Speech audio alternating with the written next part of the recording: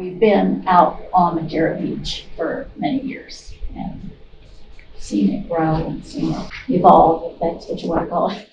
I pine for the old way. Friendly, small community fishing village.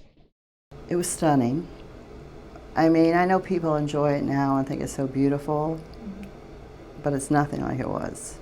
The water was clear, full of life. People there were beach people. Playing on the beach, making sandcastles, shelling. And Johns Pass in the 40s and even a little bit into the 50s was a pristine, truly pristine fishing village. And it was a great place for a kid to grow up. When we were 6, we got our first boat, and we were able to go out in the bay, you know, anywhere around behind the house out there, around the islands and around Johns Pass area. By yourself or with parents? No, just the two of us. And we could get, without going out probably more than 3 miles, we could get 200 pounds of grouper. We would get 10 cents a pound for the grouper. It used to be tree-lined with small structures, you know, houses. It's a shame they ever built on that side.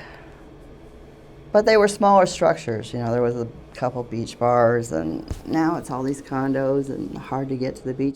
Back in the early 50s, the beach had eroded terribly there, and they didn't do any, dredging or renourishing.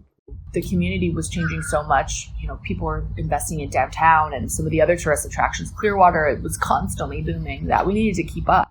From what I remember, probably 50% of Madeira Beach was dredged up and, houses built on it. Waiting for Madeira Beach to sink.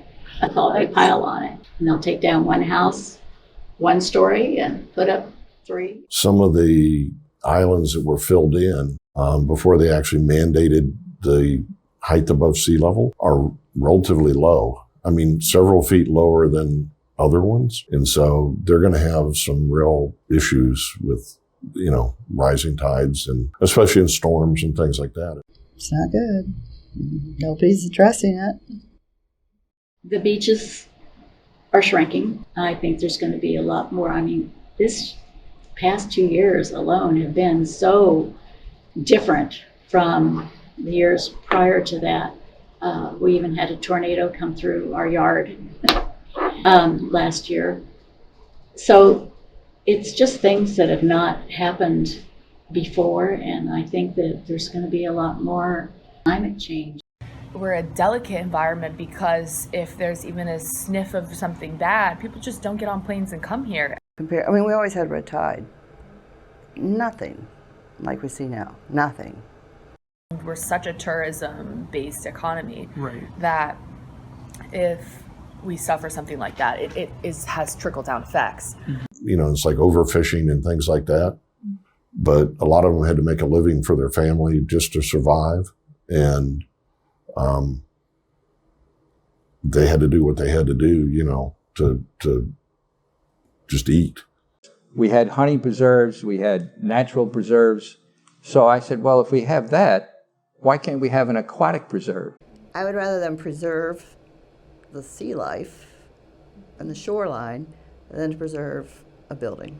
In 1972, the entire county was put in an aquatic preserve. And so now today we've got 41 aquatic preserves around the state. There's something about the water. It's just calming and relaxing. It's home to me. I enjoy my walks and all my memories. It has changed tremendously, and I'm not saying all of it's good or all of it's bad. I mean, the change is what it is, and certainly economically has provided a better standard of living for the people that live there. I would like to see more local officials become conservation-oriented, dedicated to realizing that there are limits and we need to be aware of the importance of our natural resources. Right now, we are in a really good place. We have a great boardwalk. We have a ton of shops. We have a new hotel, parking garage being built. So I think in the year 2050, we see a more robust, great place to visit with a ton of options for everybody and all the families.